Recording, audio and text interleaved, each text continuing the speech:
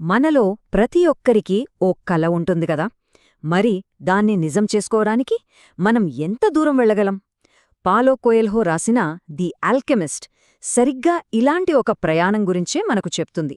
ఇది కేవలం ఒక కథ కాదు, మన కలల్ని వెతుక్కుంటూ మనల్ని మనం కనుక్కునే ఒక అద్భుతమైన ప్రయాణం. ఈ ఒక్క మాట ఈ పుస్తకానికి ప్రాణంలాంటిది.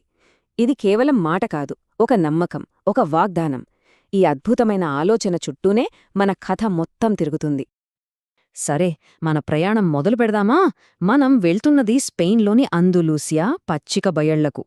ఇక్కడే మన హీరో శాంటియాగో, ఒక మామూలు గొర్రెలు కాపరి, తన గొర్రెలతో పాటు ప్రపంచాన్ని చూడాలని కలలు కంటూ ఉంటాడు. అతనికి ఒక కల పదే పదే వస్తుంటుంది. అదేంటంటే, ఈజిప్ట్ పిరమిడ్ల దగ్గర ఒక పెద్ద నిధి తనకోసమే ఎదురుచూస్తోందట. మొదట్లో ఏముందిలే అనుకుంటాడు, కాని ఆ కల అతన్ని వదలదు. ఒక పిలుపులా, ఒక సవాలులా తన ప్రశాంతమైన జీవితాన్ని కదిలించేస్తోంది. సరిగ్గా ఆ సమయంలో తన కలను అర్థం చేసుకునే ప్రయత్నంలో ఉండగా శాంటియాగోకి ఒక వింత ముసలాయన, ఒక రాజు తారసపడతాడు. ఆయన తనను తాను సేలం రాజు మెల్కీజెడెక్ అనే పరిచయం చేసుకుని శాంటియాగో ప్రయాణాన్ని మలుపు తిప్పే ఒకే ఒక్క మాట చెబుతాడు. అదే వ్యక్తిగత గాథ. అసలు ఏంటి ఈ వ్యక్తిగత గాథ? సింపుల్గా చెప్పాలంటే అది మన ఆత్మ పిలుపు. మనం ఈ భూమి మీదకు ఎందుకు పుట్టామో చెప్పే మన అసలైన ఉద్దేశ్యం. మీకు తెలుసా, చిన్నప్పుడు మనందరికీ మన కలలేంటో చాలా క్లియర్గా తెలుసు. కాని పెరుగే కొద్దీ భయాలు, బాధ్యతలు వీటి కింద పడి ఆ పిలుపుని మనమే మర్చిపోతాం. ఇక్కడే ఆ రాజు ఒక మంచి ఉదాహరణ చెప్తాడు.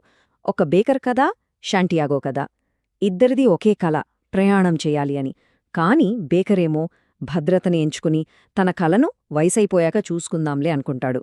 మన శాంటియాగో మాత్రం ధైర్యం చేసి ఉన్న గొర్రెల్ని అమ్మేసి మరీ తన కలను వెతుక్కుంటూ బయలుదేరతాడు.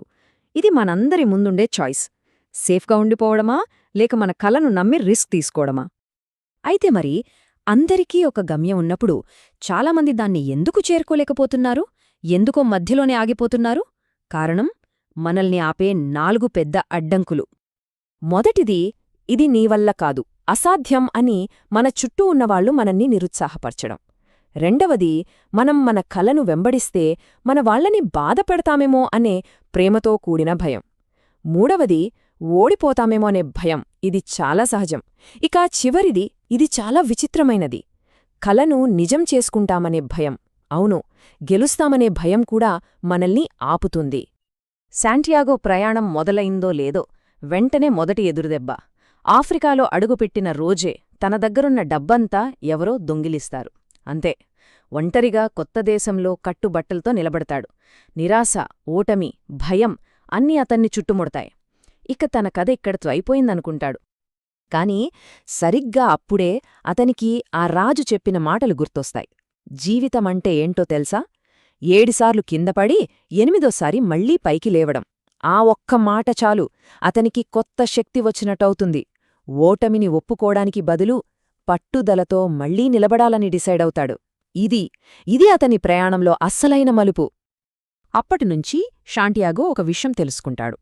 తను ఈ ప్రయాణంలో ఒంటరి కాదని, ఈ విశ్వం తనతో మాట్లాడుతోందని, సంకేతాల రూపంలో దారి చూపిస్తోందని గుర్తిస్తాడు. ఆ భాషను అర్థం చేసుకోవడమే అతని నెక్స్ట్ ఛాలెంజ్.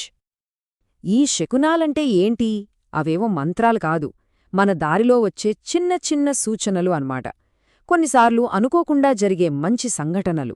రాజు ఇచ్చిన 2 రాళ్ళు, అనుకోకుండా క్రిస్టల్ షాప్లో పని దొరకడం, ఇవన్నీ శాంటియాగోకి దారి చూపే గుర్తులు. మనం సరైన దారిలో వెళ్తున్నప్పుడు విశ్వం ఇలాంటి వాటి ద్వారా మనకు ధైర్యం చెప్తుంది. అతను ఏకంగా 1 సంవత్సరం పాటు ఆ క్రిస్టల్ షాప్లో పనిచేస్తాడు. ఇది చూడ్డానికి ఒక అడ్డంకిలా, సమయం వృధా అయినట్టు అనిపించచ్చు. కాని నిజానికి అది కూడా ఆ ప్రయాణంలో ఒక భాగమే. ఆ సంవత్సరం అతనికి ఓర్పును నేర్పుతుంది. సరైన సమయం కోసం వేచి ఉండటం ఎంత ముఖ్యమో తెలుసుకుంటాడు. ఎడారిని దాటి ప్రేమను కనుగొని ఎన్నో సవాళ్లని ఎదుర్కొని ఫైనల్గా శాంటియాగో పిరమిడ్ల దగ్గరికి చేరుకుంటాడు. కాని అక్కడ అతనికి బంగారం, వజ్రాలకన్నా విలువైన ఒక సత్యం అర్థమవుతుంది.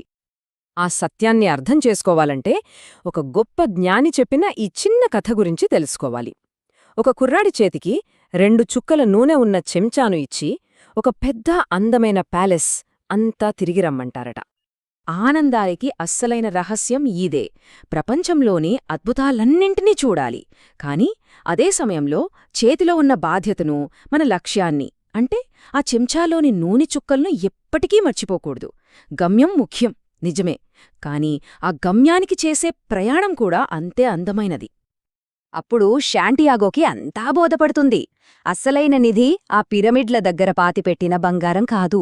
తను ఈ ప్రయాణంలో పొందిన జ్ఞానం, నేర్చుకున్న పాఠాలు, ఎదుర్కొన్న సవాళ్లు, దారిలో కలిసిన మనుష్యులు, ఇదే అసలైన నిధి. తన వ్యక్తిగత గాథను పూర్తి చేసింది ఆ బంగారం కాదు, ఈ అనుభవాలే. శాంటియాగో ప్రయాణం ఇక్కడితో ముగిసింది. కానీ మన ప్రయాణం ఇప్పుడే మొదలవుతోంది. ఈ కథ మనందర్నీ ఒకే ఒక ప్రశ్న అడుగుతోంది. మీ వ్యక్తిగత గాథ ఏంటి? మీ గుండె మిమ్మల్ని ఏ నిధివైపు నడిపిస్తోంది? సమాధానం మీలోనే ఉంది. వినడానికి సిద్ధంగా ఉన్నారా?